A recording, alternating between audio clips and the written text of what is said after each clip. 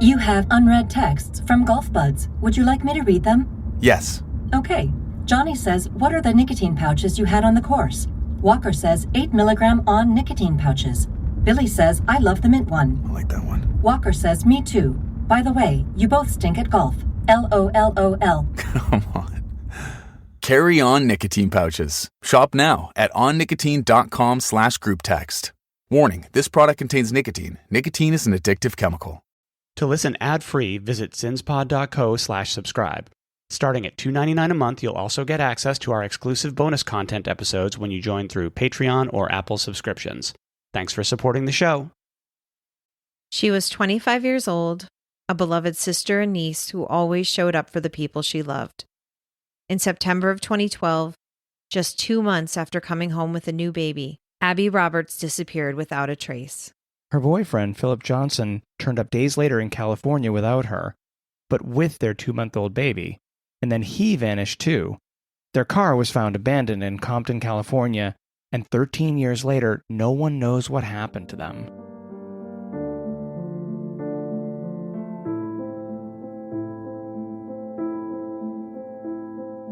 Hi, and welcome to Sins and Survivors, a Las Vegas true crime podcast, where we focus on cases that deal with domestic violence, as well as missing persons and unsolved cases. I'm your host, Sean. And I'm your co-host, John. This week, we're delving into the unsolved disappearances of a young Las Vegas mother, 25-year-old Abby Roberts, and her boyfriend, 27-year-old Phillip Johnson Jr., who both vanished in late 2012. This case has baffled investigators and devastated a family for nearly 13 years. Some facts of this case will definitely have some of you drawing some conclusions about what might have happened to the two of them. And to us, it sounds like investigators likely have their theories as well. We want everyone to keep in mind that for the last 13 years, these two have been missing without a trace. And with all the missing persons cases we share, we ask that you share their story and their photos because you never know if your share could be the one that leads to answers for their families, especially their children. Do you want to start us out with what we know about Abby and Phillip? Abby and Phillip were a young couple living in Las Vegas who began dating in the fall of 2011.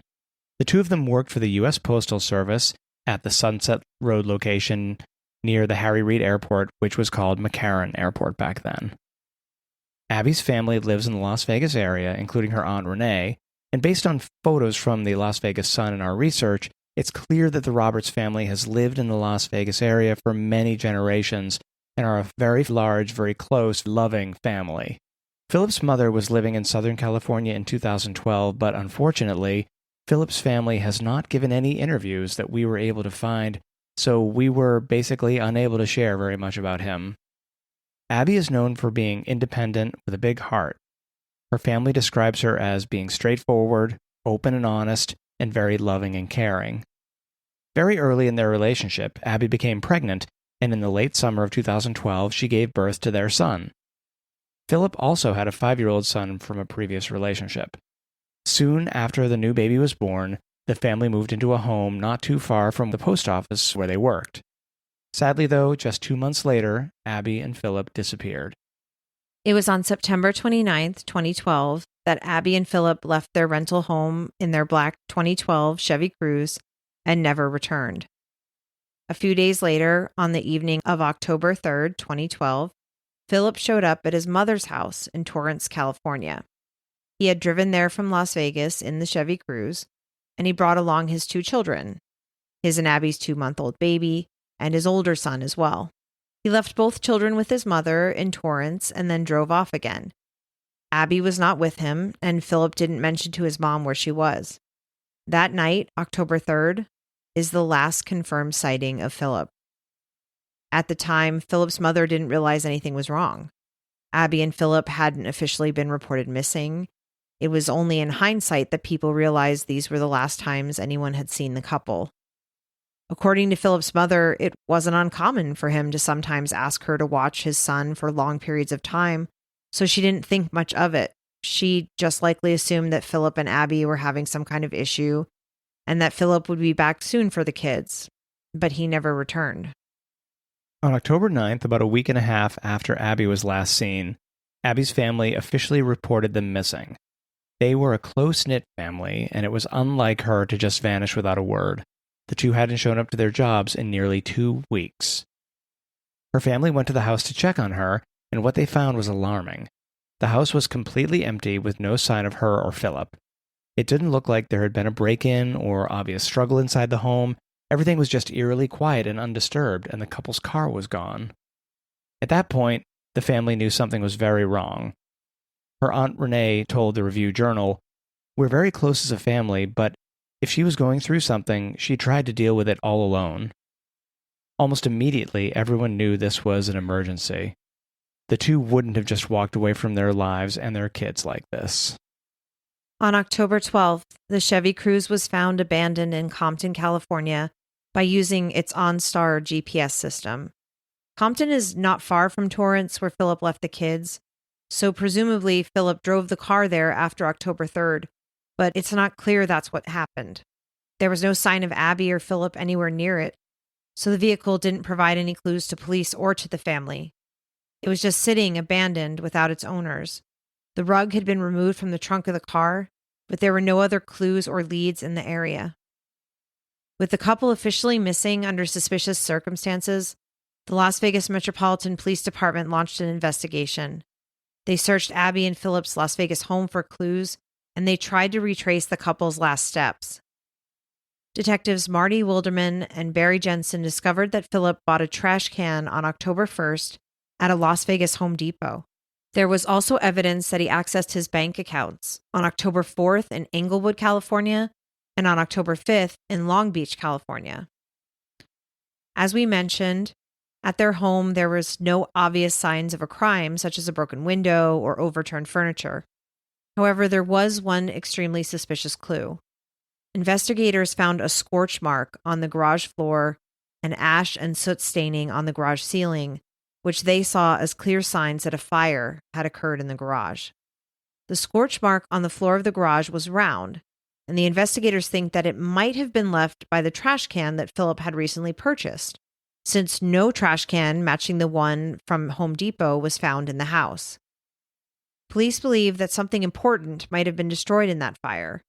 As one search and rescue expert, David Cummings, said to the RJ, "The trash can could provide clues into their disappearance. If they could locate that missing can or remnants of it, it might change the course of the investigation because it could hold evidence of what happened." As the investigation continued, Las Vegas Metro's Homicide Division took the lead on the case, which shows how seriously authorities were treating the investigation.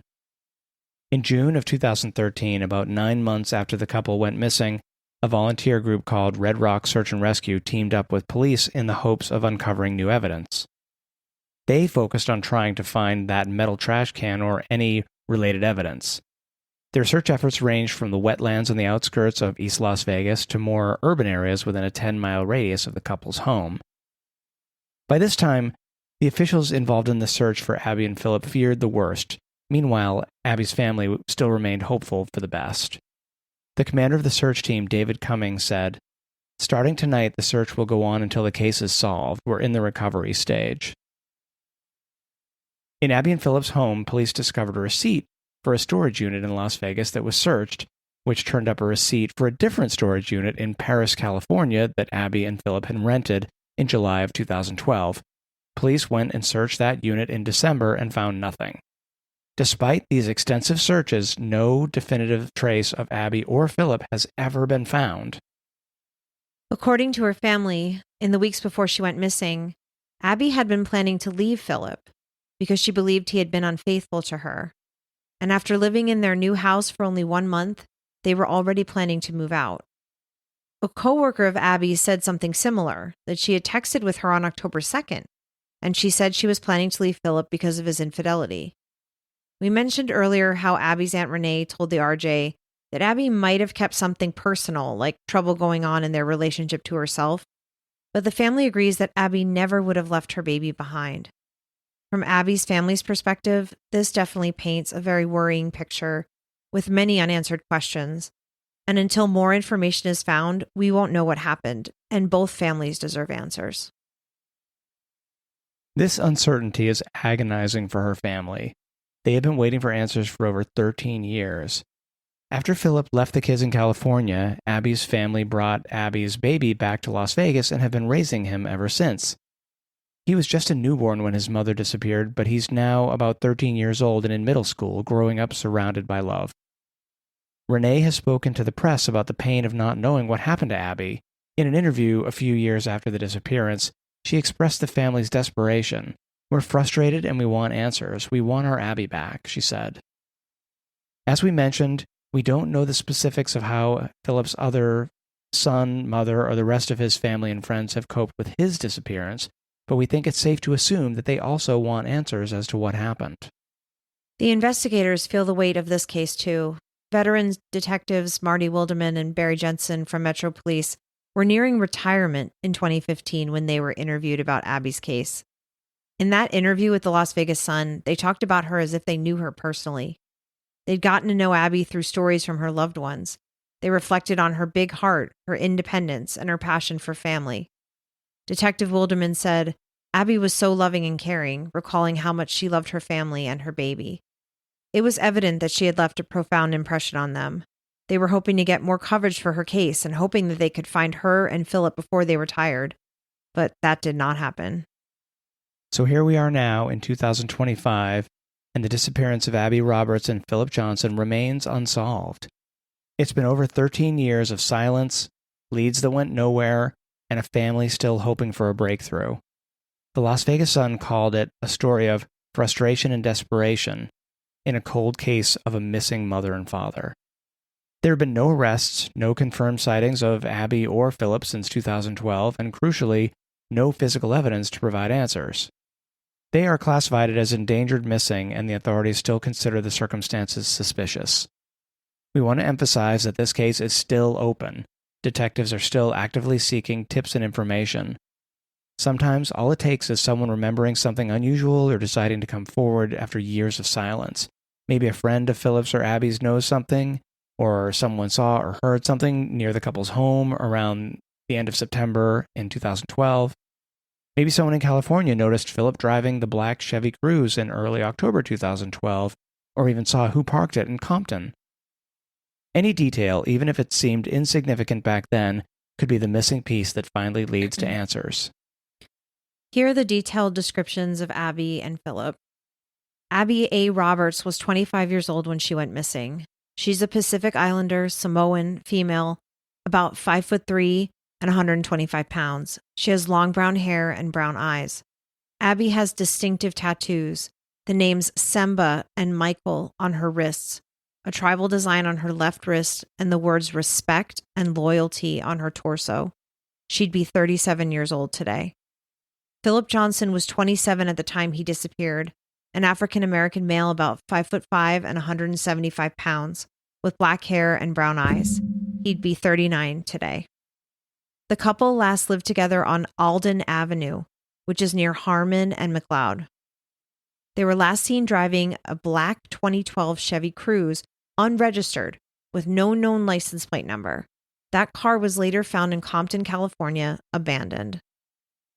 If you lived in Las Vegas or Southern California in late 2012 and recall anything about Abby and Phillip, any encounter with them, any rumor, any piece of information, now is the time to speak up. Even if you think the police must already know about it, please consider reporting it. After over 13 years, the family deserves answers, and the investigators need the public's help to finally crack the case. You can call the Las Vegas Metro Police Department Homicide Section at 702-828-3521, or if you want to remain anonymous, contact Crime Stoppers of Nevada at 702-385-5555, and you can even submit a tip online anonymously at crimestoppersofnv.com. The goal is just to get that crucial information to the authorities. Abby's family has never stopped looking for her. They still hold on to hope that one day they will know the truth. It's unimaginable to not have those answers. We truly hope that sharing Abby and Phillip's story today will reach the people who lived in Las Vegas or Southern California during 2012, who have new tips for law enforcement. Cases like this remain unsolved until someone comes forward. If you're out there listening and you know anything, even if it seems small, please make that call. After 13 years, it's long overdue. As always, thank you for listening, and we want to remind you to please follow us on social media so you can see photos of Phillip and Abby and share their missing posters. Hopefully, one day we'll be able to update you on Abby and Phillip's story. Until then, remember what happens here happens everywhere.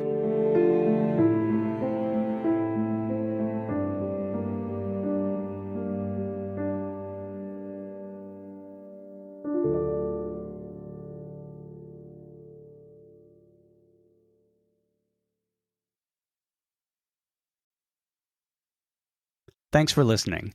Visit cinspod.co/subscribe for exclusive bonus content and to listen ad-free.